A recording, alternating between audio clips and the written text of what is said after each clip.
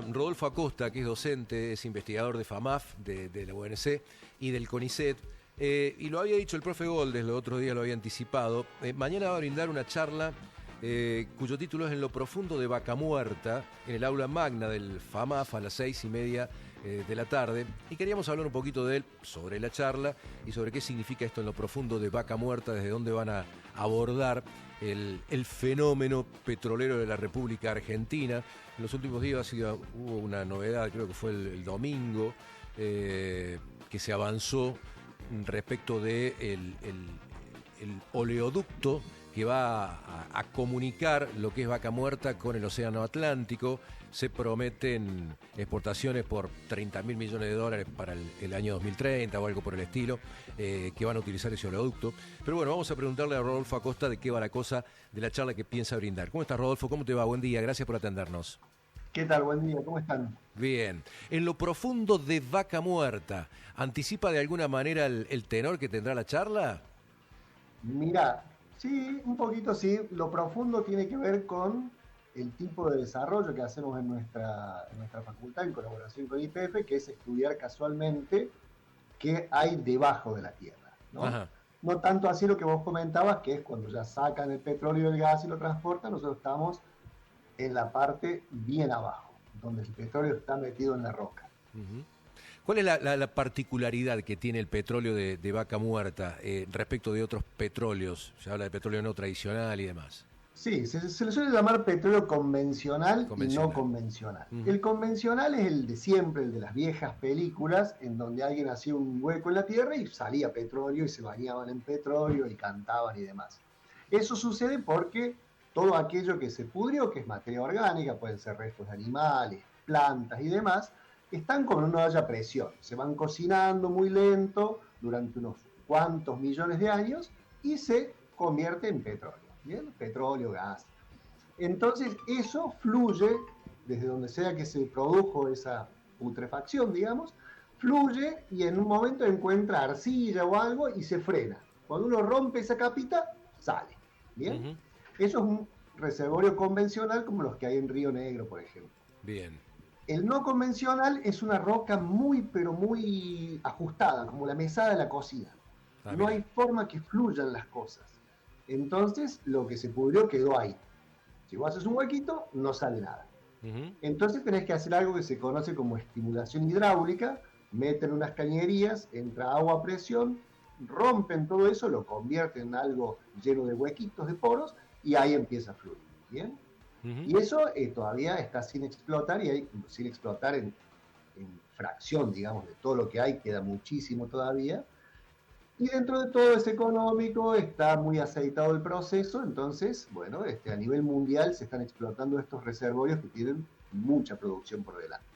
¿Qué me decías que no sé si está cuantificado? ¿Qué porcentaje se llega explotado y cuánto más se podría explotar, teniendo en cuenta que el mundo de alguna manera está virando de lo que son las fuentes de energía tradicionales como el petróleo, ¿no? A cosas más amigables con el medio ambiente? Bueno, un poco ese es el tenor de la charla de mañana. Hay dos preguntas me hiciste. La primera es, ¿cuánto llevamos y cuánto falta? Claro. Y eso de verdad que se va actualizando día a día. Eso se llaman reservas estimadas y reservas probadas. Vos haces un pozo aquí, lo explotás y sabes cuánto produce. Te vas 10 kilómetros más allá, haces otro y sabes cuánto produce y más o menos decís, entre esos 10 kilómetros el resto tienen que andar por acá. Eso es una reserva estimada. Distinto es cuando vos te metés al fondo, vas 3, 4 kilómetros para adentro, sacás un pedazo de material, lo traes al laboratorio, lo analizás y decís, no, esto es lo que tenés. Eso es una reserva probada. Uh-huh. Y esos números se van modificando, no te digo que día a día, pero muy frecuente, y eso es muy importante porque es lo que le da el valor al pozo en particular o al yacimiento. ¿Y por qué es importante el valor? Porque no es solamente YPF la que explota a los reservorios porque no da abasto, siempre son corporaciones, son multinacionales. A veces en un mismo lugar tenés Shell, Action, YPF, hay un conglomerado de empresas. ¿Cuánto le vas a cobrar licitarle el pozo por unos meses? Depende de cuánto vos sepas que vale ese pozo. Entonces esa es una pregunta muy importante y ahí es donde nosotros colaboramos. La Bien. otra pregunta que me hiciste era de cuánto falta, bueno, eso también se actualiza día a día, ¿no? En la pandemia se estimaba que para ahora, para el 2025, ya no se iba a entrar al centro de ninguna ciudad grande del mundo con autos de combustión interna, Sí. solamente iban a entrar eléctricos. Ujú. Entonces se aceleraron todos los plazos, ¿no?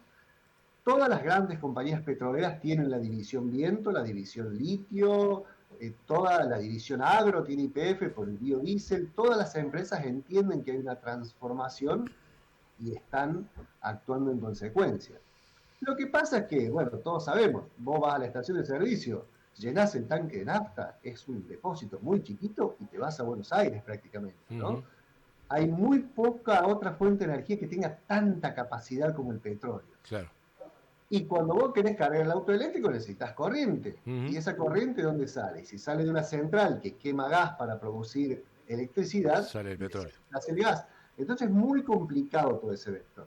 Ujú. Y además influyen cosas como la guerra de Rusia-Ucrania. Cuando Rusia le cierra la llave de gas a Europa, Europa pasa frío durante un par de inviernos atrás y dicen no, no podemos depender solamente de esto porque no nos alcanza sin gas. Y Claro. ahí se extiende el plazo de 2025 en 10, 20 años. Ujú. Luego se empieza a achicar de vuelta, ya llega la electricidad, ya llega los paneles solares, aparece una política como la de Trump ahora que dice Estados Unidos no quiere saber nada con eso, vamos a volver a ser ricos por nuestra explotación de Sí. petróleo, no nos importa el efecto invernadero, nosotros vamos a sacar energía, vamos a hacerlos más ricos y ahora se vuelven a extender los plazos. ¿Cuánto tiene la industria del petróleo? 10 años, 30 años, 50 años, depende de muchos factores, ¿no? No es solamente la tecnología que esté disponible, depende quién la quiere usar. Ahí están los árabes, está Rusia, está Estados Unidos, es un problema muy complejo. Bien. O sea que le queda tiempo todavía a lo que es la utilización de petróleo como fuente de energía. No es que se Queda va a acabar. bastante, queda Le queda bastante, bastante sí. tiempo. Otra cuestión, pregunta básica podría ser, ¿qué tan amigable con el medio ambiente es el método que se necesita para explotar este petróleo no convencional, para extraer este petróleo no convencional? La respuesta del petrolero es que es muy amigable. Ujú. Ninguna cosa es muy amigable, ¿no? Cuando hablamos de energía, nada es amigable. El litio tampoco es amigable. Si vos decís, tengo una batería de litio, hermoso, porque no estoy haciendo el efecto invernadero, pero ¿cómo la reciclo después? Claro. Todo el piso del auto tengo que reciclar una batería cuando se acabe. Ujú. Entonces hay mucha tecnología ahora avanzando en cómo reciclar una batería. ¿Cómo saco el litio de un salar? Y bombea la agua de las napas de abajo y evaporan sal hasta que se quedan con el litio. Es totalmente no amigable por ahora producir el litio. El Mm. petróleo también, por supuesto. No es solamente el problema del efecto invernadero, que sí es malo. Cuando vos quemás petróleo, cuando vos quemás gas natural, estás tirando mucho CO2 a la atmósfera y eso es tremendo el cambio climático que está haciendo. En cuanto A la explotación. a la explotación al medio ambiente, en los convencionales en realidad vos lo que estás haciendo es sacando petróleo y llenando el subsuelo con agua, o sea que no hiciste gran cosa, ¿no? Mm. Sacaste petróleo y pusiste agua. En los no convencionales, bueno, ahí estás rompiendo el subsuelo Mm. y luego estás reemplazando el petróleo por agua. Ujú. Le ponen el agua que inyectan va con pequeños granitos de arena que son muy, muy, muy parejitos para que eso se frene y no se vuelva a colapsar y quede todo quieto, ¿no es cierto? Le generás ahí una cosa. Ujú. Si no tocas las napas de agua, en principio no pasa nada. Y después tenés el problema de toda la industria, que tengas un derrame, que un pozo pierde y demás. Pero eso la industria lo controla muy bien porque vos imaginate, no sé si han visto fotos de vaca muerta, que son esos campos enormes con un pozo acá, un pozo allá, un pozo allá, un pozo allá, y todos funcionan de manera autónoma. No es Ajá. que hay un operario ahí mirando la máquina, están los pozos solos, produciendo, produciendo.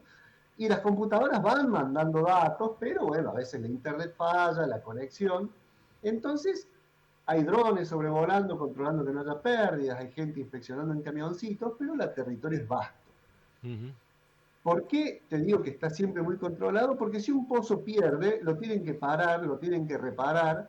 Entonces, no sé si es la preocupación del medio ambiente o la preocupación de si paro el pozo produzco menos dinero y como te decía recién, uno lo licita por un tiempo determinado y tenés que explotar todo lo que puedas. Entonces la industria cuida mucho para no tener pérdidas y para no tener problemas con el medio ambiente, cuidan mucho. Todo lo que sea posible cuidan de no generar desastres, ¿no? Bien. Rodolfo, te agradecemos muchísimo. Estamos todos invitados para mañana entonces en el aula magna de FAMAF, 6:30 de la tarde, para esta charla. Muy interesante todo lo que plantea. Bueno, obviamente nos ha hecho un anticipo nada más de lo que va a ser esta charla en lo profundo de Vaca Muerta. Rodolfo, un abrazo. Si puedo agregar una sola cosita. Sí, claro, agregue, amigo. El otro punto que vamos a recalcar mucho en la charla es cuál es la interacción de la academia con la industria. Cómo la Universidad de Córdoba y el CONICET logra ponerse en contacto con una industria tan grande y hacer algo que ellos quieran, que sea significativo y que decían pagarte por hacerlo, ¿no? Entonces, eso es algo que, sobre todo con el estado actual que tienen las universidades y el CONICET de investigación en el contexto político de nuestro país, creemos que es muy importante que la gente sepa que el científico no es alguien que está sentado en su oficina pensando locuras todo el tiempo, porque lo hacemos bastante, sí, pero que además busca un problema que es real para el país, que es muy importante autoabastecernos de energía y que puede contribuir.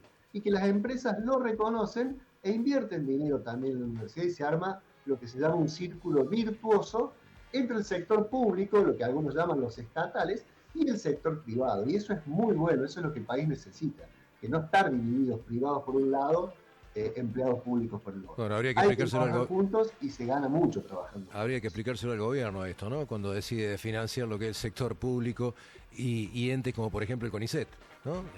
Correcto, sí señor. O sea, que producen guita, por decirlo de alguna manera, y muchas, porque con esta industria se producen guita. Rodolfo, muchísimas gracias, Gracias a ustedes por la invitación. Rodolfo Acosta, docente, investigador de FAMAF, de la UNC y del CONICET.